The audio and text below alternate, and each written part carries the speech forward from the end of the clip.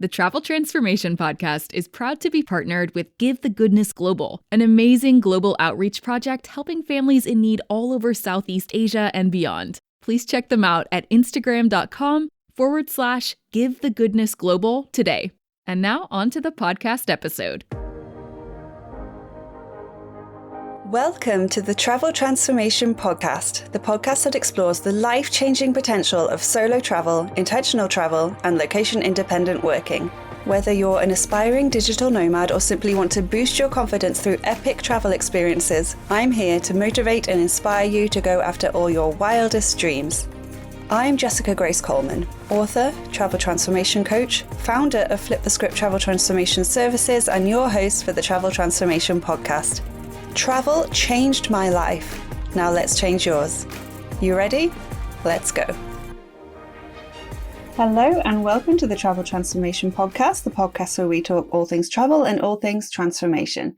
I'm your host, Jessica Grace Coleman, though you can call me Jess, and today's episode is going to be a little bit different. Usually I do either a solo episode or I have a guest on to interview. For this episode, the person being interviewed is me. No, I'm not going to be talking to myself. I'm actually going to play you an interview I did when I was a guest on another podcast, Footprints of an Expat, with my friend Evelina. We recorded this interview towards the end of last year, 2022, after my friend Lydia introduced us over WhatsApp. This was actually my first time ever being interviewed on a podcast, so it was a big deal. And for some context, if you've listened to any of my recent episodes where I talk about cat-sitting the lovely Mr. B in Zurich, Switzerland, I can tell you that Mr. B is Evelina's cat. After this interview, she asked me to cat sit for a month in June, and I happily accepted. Evelina has also been a guest on the Travel Transformation Podcast. You can find her interview in episode 18. So, in this interview for Footprints of an Expat, I talked to Evelina about my childhood as a quiet, shy introvert, how I craved community and connection after the pandemic, how I used solo travel as a tool to overcome my fear of public speaking, my thoughts on Spanish time, seeing a place through a local's eyes, and my experience with a naked burglar. I'm going to be putting more of my own interviews on the Travel Transformation Podcast in the future, so I hope you enjoy. Please check out the Footprints of an Expat podcast, where Evelina interviews all kinds of inspiring travelers and expats from many different countries. It is definitely worth a listen. Okay then, let's get to my interview.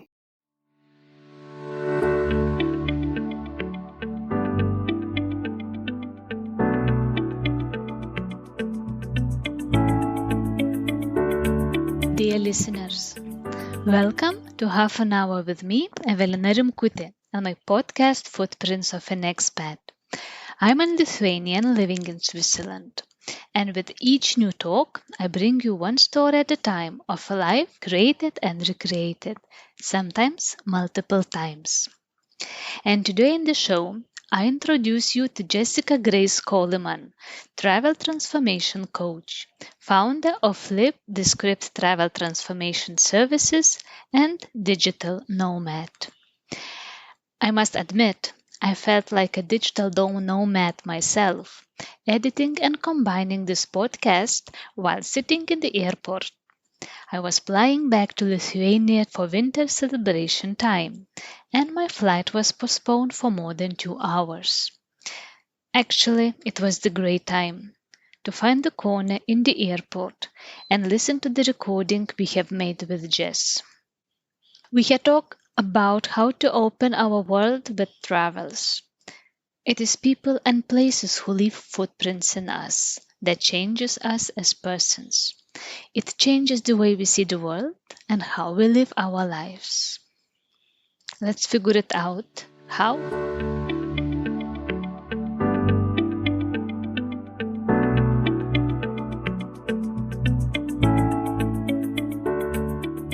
Hello, Jess. I'm so excited to welcome you today to the show. How are you? Hi, I'm good, thank you. Thank you so much for having me on the podcast. I really appreciate it. Me too. It's the pleasure to have you here today because I could not imagine another guest that lives the expat and travel life the way you do. So here I would like to use the chance to say thank you to my dear friend Lydia, who introduced us and our digital exchanges me and you talking via WhatsApp, listening to your podcast that I could also recommend to our listeners, really opened for me new perspectives. What is traveling? How traveling could be seen? How people live in traveling and with traveling every day. Mm-hmm. And I was so inspired that I can't wait to hear more about you, about your travels, and maybe some hidden stories, how it went and how your life is. So, would you mind introducing yourself a bit? Yeah, so my name's Jess, but I go by Jessica Grace Coleman. I'm an author, so that's my author name. And I am a travel transformation coach, but that's only recently over the past few months. My main job before that was as an editor, proofreader, and ghostwriter, which I've been doing since 2014, working for myself. And I've always loved travel. And ever since I started working for myself, working from home, I've told myself, I had this fantasy about putting all my stuff in storage, leaving my rental place wherever I was, and just going on the road and working from wherever I want to. And I didn't get around to it until spring of this year. So it's taken me a good few years. But after the pandemic and everything, before then I had this back injury, which meant I was housebound for about a year before the lockdowns happened. So I was at home for a long time, it seemed to me. So when the world started opening up again, I was like, I can't wait anymore. I've just got to go for it. I've been wanting to do it for years. So that's what I did. I put my notice in on my house. I put all my stuff in storage and I headed to Spain, where I met Lydia, which who is the lovely friend who connected us. So that was the start of my journey. And now I call myself a digital nomad. So I'm still sort of based in England. I've got lots of friends and family here, so I can visit them.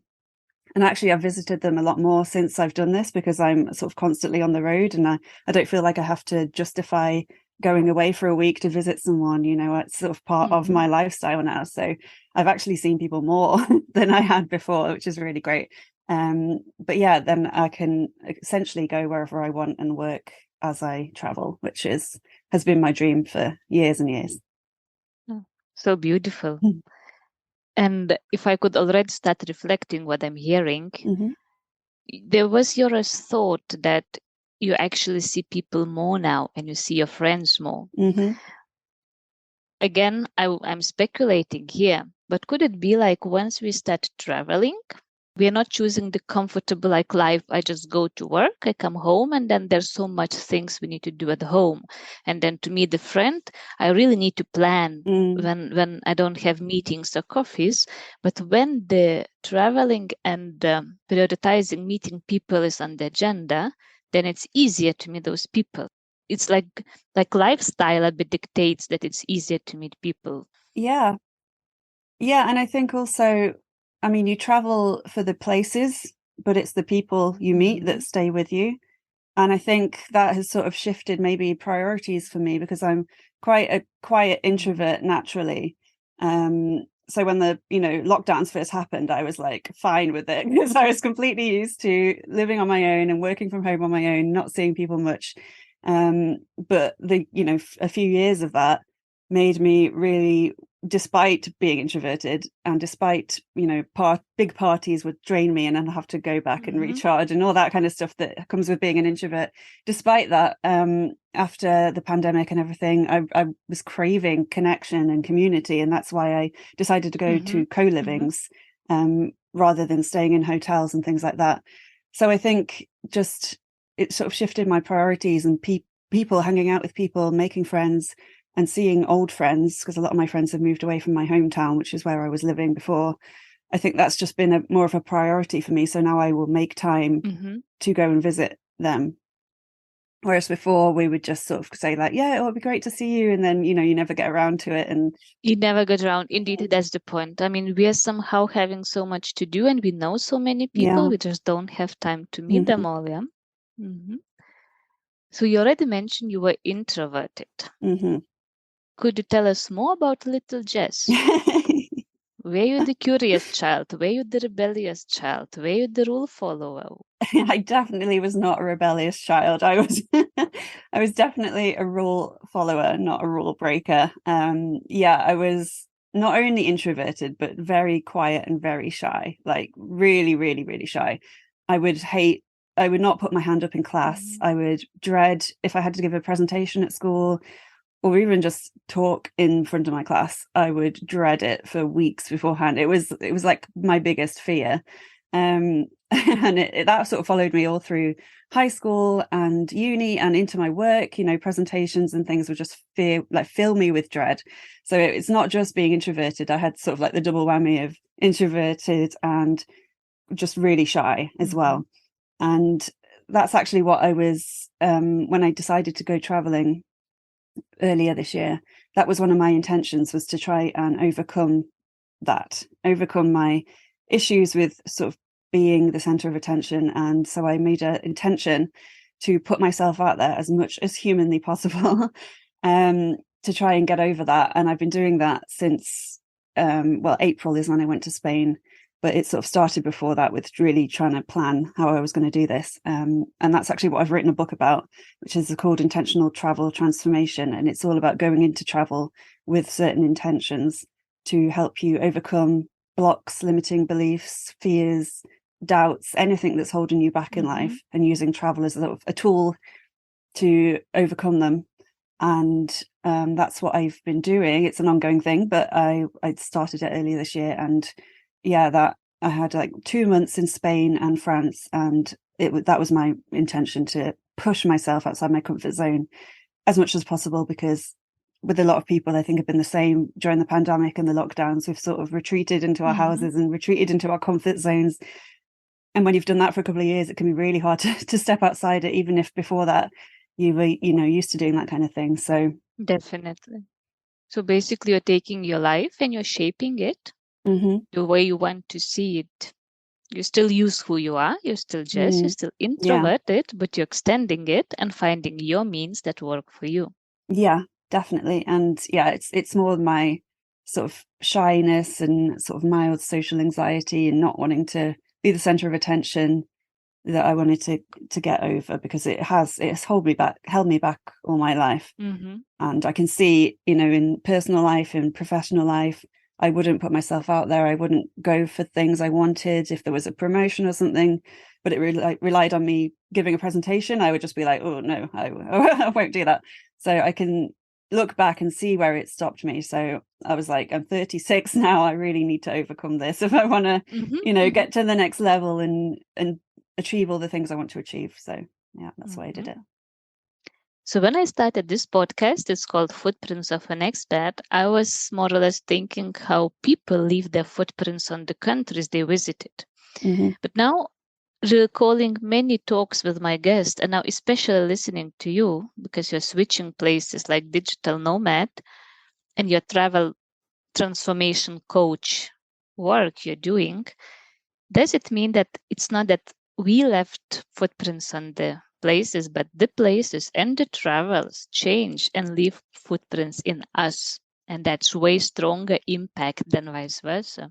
Yeah, that is such a good way of putting it. I love that. Yeah, I would definitely agree with that. And also the people we meet, I think we leave footprints on them and they leave footprints on us. And the people I've met have changed the way I see the world and changed the way I see how I can live my life. Just seeing all these people from all over the world doing all these incredible things, traveling, doing all kinds of different things for work, all the lifestyles that I've seen, I would not have seen that if I hadn't started traveling and living with digital nomads. And that has opened up my world.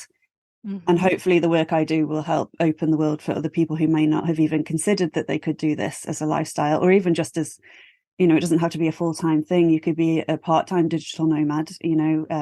Working remotely is such a big thing now that so many more people have the opportunity to do it with the jobs they already have. So yeah, I'd say the people have left, marks on me, and hopefully with the work I'm doing, I'll be able to do the same for other people as well. Very beautiful. And from one side now, I would be curious to ask a lot about your podcast and travel transformation. I definitely put the links on the show notes for our listeners, because I would like to use our time for a bit hidden stories.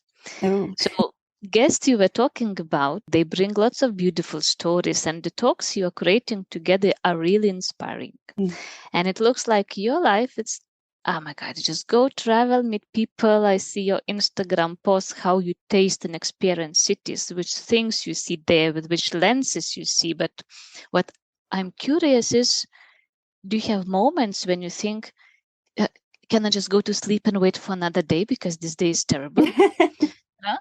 Could you recall a few moments when you think that, oh my God, how to handle it? And indeed, how you handle these moments? What's your experience? What kind of challenges you faced in these 1.5 years when you started this journey? Yeah, I mean, there's always going to be challenges with travel, and I think that is what puts people off a lot of the time. They worry about things going wrong. They worry about how they're going to handle it, if they're going to be able to handle it. And we're all problem solvers in our daily lives. We all have to solve problems in our work, at home. And if we can do that, then we can do it on the road. So I don't think it should stop you from going traveling or anything. There have been some, one thing immediately springs to mind. When I was in Thailand, I went there for 2 months. Sadly, it's not there anymore, but it was this place called the Content Castle. And it was this lovely Canadian woman who ran it.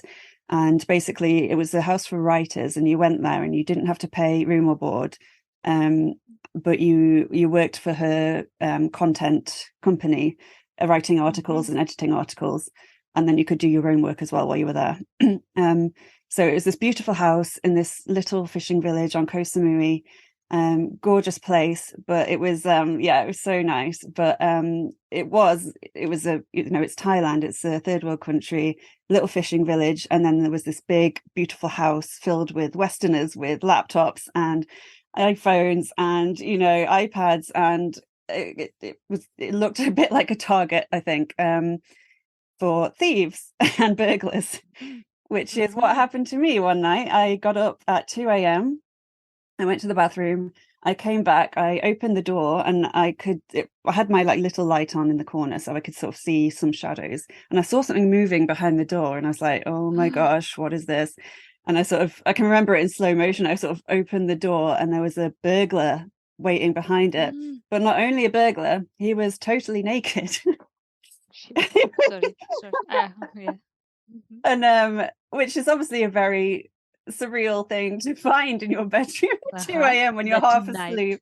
And looking back, it was like something out of a comedy sketch show, but at the time, obviously, I was my heart was going, and I was like, oh my God, I have no idea what to do. But I just yelled at him in English, swearing at him. He didn't understand. He was yelling at me in Thai, obviously swearing at me. I didn't understand. So good. And we were just stood there yelling at each other for what felt like forever. And I was like, oh my God, I have no idea what to do. And then eventually he ran out and ran down the stairs, and I woke my friend up who was staying in the room next to me, and we went around the house trying to find him, trying to wake other people up, but he'd already ran away. But that is not something you expect to find, luckily, because he wasn't wearing any clothes. He didn't have pockets or a bag. He didn't steal anything. He couldn't steal any of our laptops. He stole a bit of money from someone's bag, and that was it. But I mean, that sort of, freaked me out for a few days. But then after that, I sort of saw the funny side of it. He was known locally as this sort of guy who'd gone off the rails a bit, but was, more or less harmless. He was just still not sure why he was naked. But, if you can get through something like that, a lot of people worry about burglars and things like that, even in their own homes, let alone traveling. And I think if you have something as weird and surreal happen as that, then you think, oh, I can handle anything. So now I'm not too worried about going places on my own, because I've already had to deal with something so ridiculous. And so that definitely didn't go as planned. Yeah. I'm hearing it. Yeah. And he had not counted with it. That's the beauty of the travels, that most likely we prepared for many things. And then all things happen that we are not prepared. You cannot prepare yourself for a naked burglar in your room at 2 a.m. No. That's definitely not. I just want to interrupt this awesome podcast episode for a moment to tell you about Write Your Life, the ultimate life hack for achieving your dreams by Jessica Grace Coleman, a book that teaches you how to design your dream life and then go live it. Life is what you make it. Life is what you write it to be. And you can write whatever you want. Let me show you how. The Write Your Life method gives you all the tools and techniques you need to identify your ambitions, plan your goals, and ultimately achieve all your wildest dreams, all while having fun and getting creative. And you don't need to be a writer to benefit from the Write Your Life method. This book can help anyone, anywhere, design their ultimate dream lifestyle. Get it now from Amazon or head to www.traveltransformationcoach.com/books. You'll also get a digital copy completely free when you sign up to the Flip the Script Academy at traveltransformationcoach.com/academy, where we teach you that life is short, so let's make sure it's nothing short of amazing. And now let's get back to the Travel Transformation Podcast. Security and unexpected ways how we experience it. Is there any more worries in your mind that crosses and comes to you while you're traveling?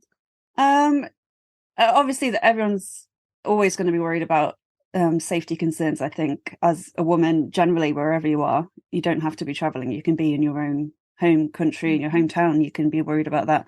But I think if you're just sensible and you do what you would do normally, to make sure you're safe, keep aware of your surroundings, make sure your phone's charged, don't get drunk with a load of strangers or on your own. It's just really obvious things that you can do to keep safe. And I think the biggest thing for me was when I was living in co-livings and things like that, because I'm such an introvert, was I needed my own room. I needed my own space to retreat to and recharge and things like that. When it all got a bit too much, because I was living with about 20 people overall. A few people sort of changed at the halfway mark, but it was about 20 digital nomads in a house, and we were there most of the time because we were in the sort of middle of nowhere. So we spent a lot of time together, working together, living together, eating together, socializing together. Where if you're an introvert, sometimes you just need your own space. So I needed to retreat. Yeah. Now, when I'm listening to you, that being nowhere with so many people means you have to be with them. So, of course, I understand the need for to hide away and to charge the energy. I would be looking for the same. Yeah, and I was in two main co-living houses run by the same company, Sun & Co. And the first time I did have my own room, and the second time I didn't have my own room. And my roommates were lovely, like no problems there. But it's just having that space to go and retreat to and be on your own. Even if you just want to read for a bit or watch Netflix or just chill out or have a nap if you need to, it's just little things like that. If you're an introvert, I would definitely recommend planning ahead and maybe spending a bit more money to get your own room, because I think it really does make a difference when you're living with so many people. Knowing yourself and knowing how you tick, what circumstances help you to go through. Yeah, definitely. As introverts, we also have a skill, sometimes even the gift of the world, to watch people and notice things. And as a traveler, you also have a chance to switch the countries. That's what you were doing. Are you aware and have you noticed culture differences? I mean, you already said Spain, Thailand. I don't know how many countries are still on your list. And do you change yourself if you go to the country which is in different culture, habits, communication style, hierarchy styles? I mean, there is lots of ways how we experience those differences. How are you aware of it? How you're impacted and how you adapt or not adapt to it? Yeah, definitely. I think obviously I always try and learn some of the language before I go anywhere, but if it is a tricky one if you're a digital nomad and you're constantly going between different countries, because there's just no way you can learn so much if you're going to like 5 different countries in 5 weeks or anything. There's just no way you're going to do that. But cultural differences, it's just little things usually. Like in Spain, we joked a lot about Spanish time, like with the Spanish people I met, because they're a lot more laid back and they take the time to enjoy things. Like dinners can last 3 hours or longer because everyone's just having a good time. They're really enjoying the food, they're really enjoying talking to each other, enjoying the wine. And whereas I'm used to working like really hard and trying to be productive with my time, and then obviously sometimes I'll just eat really quickly and then get back to my work. And it took me a while to get used to that, because I would be really enjoying having dinner with everyone. We had like family dinners every night where someone like a group of people would cook for the others, and we'd have lovely food, wine, we'd light candles on the table. We'd make it into like a really lovely thing. And for the first couple of weeks, I would just be thinking, oh, I've got stuff to do. And like, I shouldn't just be like wasting time here. And that's the wrong way to look at it. Everyone's just enjoying each other's company and relaxing and taking a break, which I think some people in England, especially, they find it difficult to do. And they're sort of, especially if you're self-employed and you're not getting paid by the hour or anything, it's you need to, it's just like the hustle. And sometimes it's nice just to relax and chill and not worry about the time. And it doesn't matter if you have dinner at 8 and then you just stay up talking until 1 a.m. It's a whole different way of approaching time. And I did get used to it eventually, and I prefer it now to the way I usually am. But yeah, that was the whole thing. And the whole siesta thing as well, that caught me out a few times, especially when I was staying in the Basque Country, because no one seemed to have specific times. It seemed to be anywhere between 1 p.m. and 5 p.m. And so you would try and go to a shop and it would be closed, and you'd be like, oh, okay, Really? yeah. Okay. And sort of getting used to that kind of thing. It's just little things like that, I think. But yeah, I really like the way Spanish people approach time, and the dinners in particular. I think that's a really nice way of doing it, and connecting with people and really taking the time to ask about someone's day instead of just asking for the hell of it. It's people are actually interested in what other people are doing, and they take the time to really connect over food and wine. And I really could like reflect that. what I'm hearing and how I'm trying also to digest it, what you're saying, in my also bit of bias maybe worlds, people from Spain, from South, they're way more energetic. So for me, from the first glance, it looked they just hurried everywhere. They in action, they moving, they have so much energy. But actually, it's not moving or hurrying. It's in that energy still staying at one place and energetically enjoying time together, eating together. So they're not hurry through things. How we sometimes very effective, maybe from North or from UK, we very effectively speed up through things and don't sometimes cherish them. Yeah, I'm the same. I'm usually eating when I'm working, and it was on this year my agenda just slow down a bit to cherish things. And now when you're telling it, it really reflected also in me how the hot Spanish blood could give example how to enjoy and take time for that. Yeah, definitely. Especially in the Basque Country where I was, it's so beautiful there, and everyone was just they seemed so relaxed, and they just took their time with everything. And I just really liked that. It was a nice change.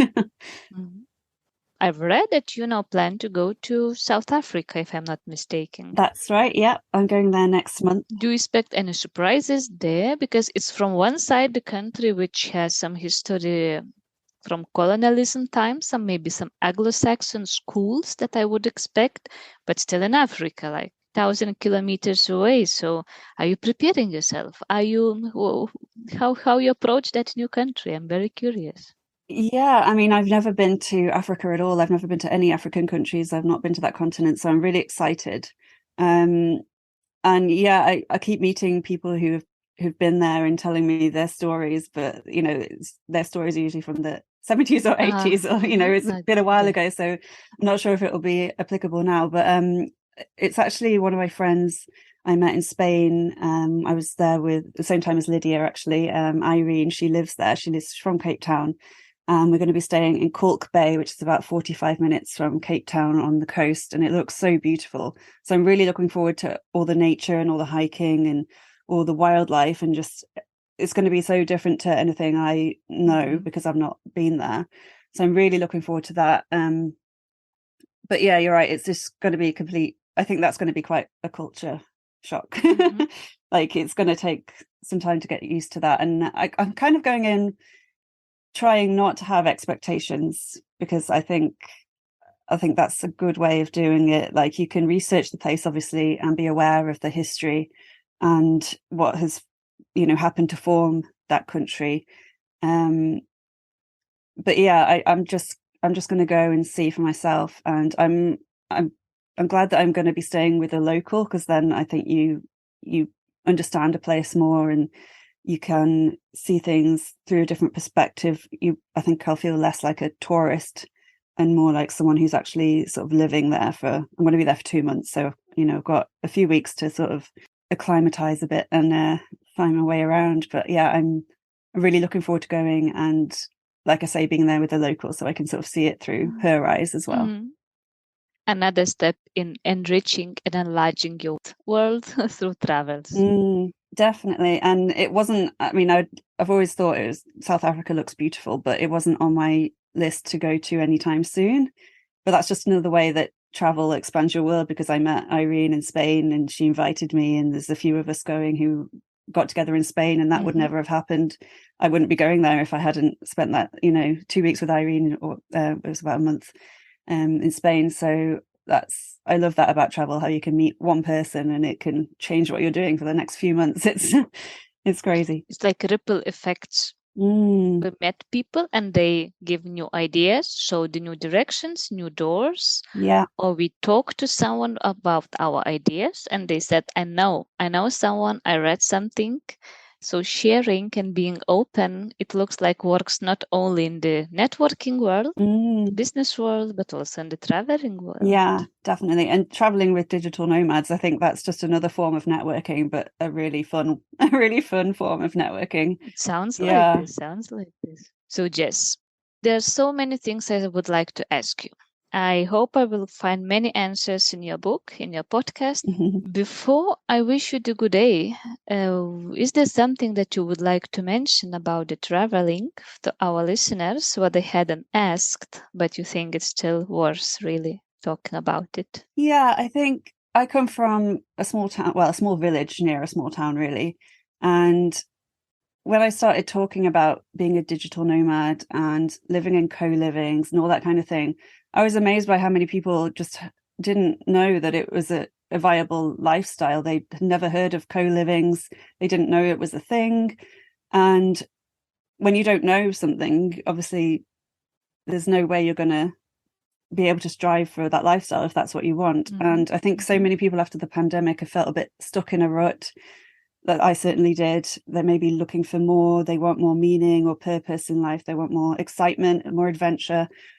And I just want to show people that it is possible, and that there's so many different ways of going about it, and how travel can transform you. It can transform you as a person, but it can transform the way you look at the world, and it can transform the way you look at your world and how you think about what's possible for you. And I have changed so much over the past year, like more than probably the previous 10 years combined, solely through travel, through the people I've met, and through what they've shown me about what's possible in life and in the world generally. And I think there's just so much out there, so many places to go, and so many people to meet.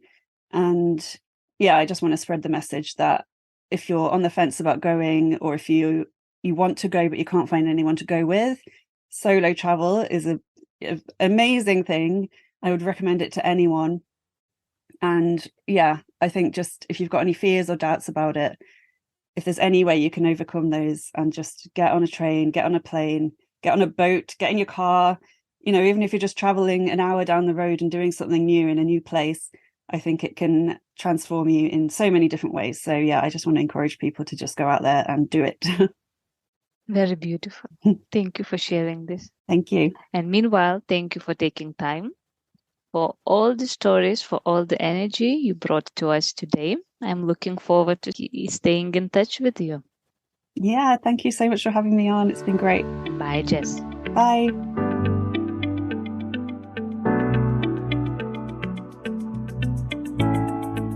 You travel to places, but it's people you meet. I couldn't agree more, and my heart shouts yes, yes, yes when I think of these words. At the end, this is how our days are marked and measured. Whom we have met, how we have treated them, and how we have changed while meeting them, be it expat journey, vacation week, or digital nomad lifestyle. Meanwhile, thank you for spending time together. If you're listening to this podcast few days after it was published, I'm also wishing you Merry Christmas, great winter festivities, and Happy New Year. It was a pleasure to bring you new stories in 2022. See you next year. Have a good time. Yours, Evelina. Thank you for listening to this episode of the Travel Transformation Podcast with me, Jessica Grace Coleman. If you enjoyed this episode, please rate and review, and spread the word if you have friends or family who also want to transform through travel. For a chance of winning one of my books in ebook form, please review this podcast on Apple Podcasts and send a screenshot or just your name to info@traveltransformationcoach.com or @traveltransformationcoach on Instagram. I'll be picking a new winner each month, and you can choose between any of my non-fiction titles, including Write Your Life, Write Your Year, and Intentional Travel Transformation. You can find out more about me at traveltransformationcoach.com, where you can also get your free travel transformation guide. And until next time, I'll catch you on the flip side. Bye.